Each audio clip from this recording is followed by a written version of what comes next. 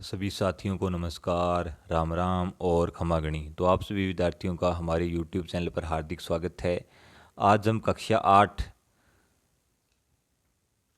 हमारा राजस्थान भाग 3 new addition 2026 के अध्याय नंबर 9 जिसका नाम है राजस्थान में कला एवं संस्कृति के अभ्यास क्वेश्चन को हल करने जा रहे हैं।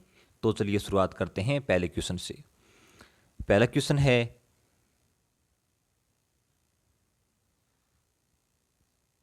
निम्न में से कौन सा जोड़ा सुमिलित नहीं है, अर्थात इनमें से उस जोड़े की पहचान करनी है जो सुमिलित नहीं है। तो चलिए देख लेते हैं। पहला दिया है देलवाड़ा का जैन मंदिर, ये है आबू पर्वत सिरोही में, बिल्कुल सही बात है। दूसरा है रणकपुर का जैन मंदिर, ये पाली में है, बिल्कुल सही बात है। तीसरा है श्री एकलिंग जी का मंदिर, ये इसने गलत दिया है, ये इसने गलत दिया है। ये कहाँ पर है एकलिंग जी का मंदिर? ये उदयपुर में है, ठीक है। खाटू श्याम जी का मंदिर ये सीकर में है। तो ऑप्शन नंबर सी गलत हो जाएगा, श्री एकलिंग जी का मंदिर, ये गलत हो जाएगा। आगे बढ़ते हैं। निम्नलिखित में से कौन सा चित्रकला शैली और उसमें प्रयुक्त प्रमुख रंग का जोड़ा सुमिलित नहीं है, अर्थात कौन सी चित्र शैली में कौन से रंग का प्रयोग हुआ है, इसमें से कौन सा सही सुमिलित नहीं है। उदयपुर शैली में लाल रंग का प्रयोग हुआ है, सही बात है। कोटा शैली में नीले रंग का प्रयोग हुआ है, बिल्कुल सही बात है। बीकानेर शैली में हरे रंग का प्रयोग हुआ है, ये बिल्कुल गलत बात है। अंतिम है किशनगढ़ शैली, इसमें सफेद या गुलाबी रंग का प्रयोग हुआ है। तो ये बिल्कुल सही है। तो इसमें से ऑप्शन 3 गलत हो जाएगा, बीकानेर शैली में हरे रंग का प्रयोग नहीं हुआ था, ठीक है। 3 नंबर क्वेश्चन है, निम्नलिखित में से किस दुर्ग का सर्वाधिक उच्च भाग कटारगढ़ कहलाता है? कौन से दुर्ग का उच्च भाग कटारगढ़ कहलाता है? ये कहलाता है कुंभलगढ़ दुर्ग का उच्च भाग। तो ये क्वेश्चन पूछा जा चुका है भाई, आरएस और रीट जैसे एग्जामों में ये क्वेश्चन पूछा जा चुका है। इस दुर्ग से क्वेश्चन पूछा ही पूछा जाता है।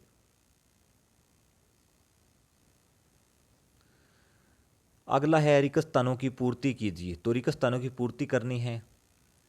पहला है बूंदी में, बूंदी में किसकी छतरी स्थापत्य कला का महत्वपूर्ण उदाहरण है? तो बूंदी में कौन सी छतरी स्थापत्य कला का महत्वपूर्ण उदाहरण है भाई? बूंदी में है 84 खंभों की छतरी, 84 खंभों की छतरी है भाई। तो ये महत्वपूर्ण स्थापत्य कला का उदाहरण है। 2 नंबर है बनी ठनी चित्र शैली कहाँ की प्रसिद्ध शैली है भाई? ये किशनगढ़ की प्रसिद्ध शैली है। तीसरा है मूर्तियों को आग में पकाकर बनाने की कला को क्या कहा जाता है? इसको कहा जाता है टेराकोटा, टेराकोटा। जिसके लिए राजसमंद जिले का कौन सा गांव विश्व स्तर पर प्रसिद्ध है? तो राजसमंद जिले का मोलेला गांव विश्व स्तर पर प्रसिद्ध है। अंतिम क्वेश्चन 4 नंबर, डुंडाड़ क्षेत्र के किस दुर्ग की स्थापत्य कला में हिंदू एवं मुगल शैली का सुंदर समन्वय झलकता है? कौन सा दुर्ग था भाई? आमेर दुर्ग था, ठीक है। आगे बढ़ते हैं, सुमिलित करना है। पहला है बूंदी दुर्ग।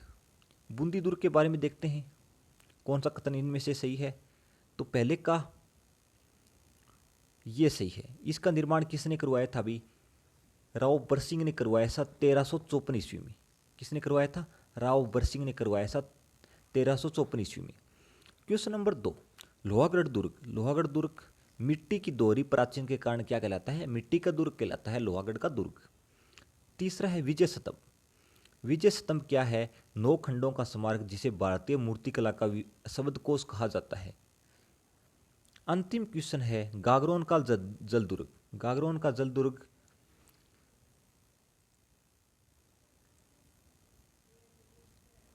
गागरोन का जल दुर्ग है काली सिंध और आहू नदियों के संगम पर स्थित, ठीक है। अगले क्वेश्चन है अति लघुतरात्मक प्रश्न। तो पहला क्वेश्चन है मंदिरों का विकास किस काल में हुआ था भाई? मंदिरों का विकास हुआ था गुप्त काल में। कब हुआ था? गुप्त काल से हुआ था। दूसरा है मूसी महारानी की छतरी कहाँ स्थित है, ये अलवर में स्थित है।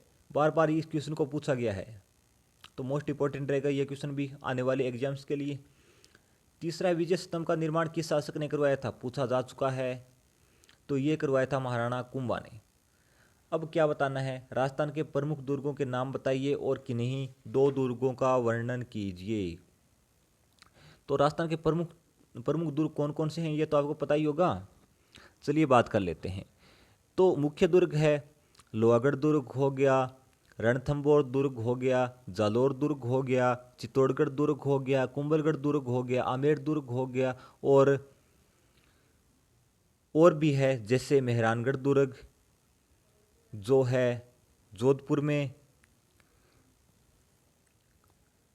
जूनागढ़ दुर्ग है बीकानेर में, और बटनेर दुर्ग है हनुमानगढ़ में। तो इनके नाम बता देना और इनका वर्णन कर देना।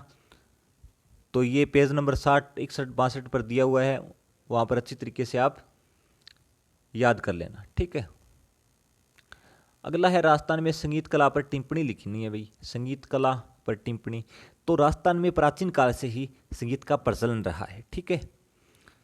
किस लिए प्रयुक्त होती थी भाई, युद्ध के समय उत्साहवर्धक संगीत की ध्वनियाँ एवं वाद्य यंत्रों की गर्जना से जोश युक्त वातावरण हो जाता था, तो इसमें ये प्रयुक्त होती थी। तो इनमें मुख्य रूप से मीराबाई, दादू, चरणदास, दयाबाई और सहजोबाई के नाम विशिष्ट रहे। तो ये वैसे पेज नंबर 66 पर दिया है, वहाँ से आप इसको कर सकते हो। अगला है सांस्कृतिक विरासत की रक्षा के लिए नागरिक और प्रशासन क्या कर सकते हैं। तो इसके लिए नागरिक क्या कर सकते हैं भाई,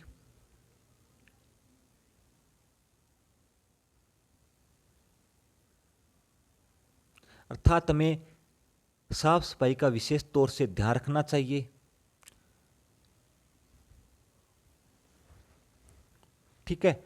और हमें सांस्कृतिक विरासत की रक्षा के लिए सभी को जागरूक करना चाहिए। तो ये आप इसके माध्यम से मुख्य कार्य लिख देना, ठीक है। तो ये हमारा अध्याय नंबर 10, अध्याय नंबर 9 जिसका नाम था राजस्थान में कला संस्कृति, इसके अभ्यास क्वेश्चन हमने कर लिए। अगर आपको अच्छा लगा हो तो आप लाइक, सब्सक्राइब और शेयर जरूर करें और सभी विद्यार्थियों तक शेयर करें। धन्यवाद।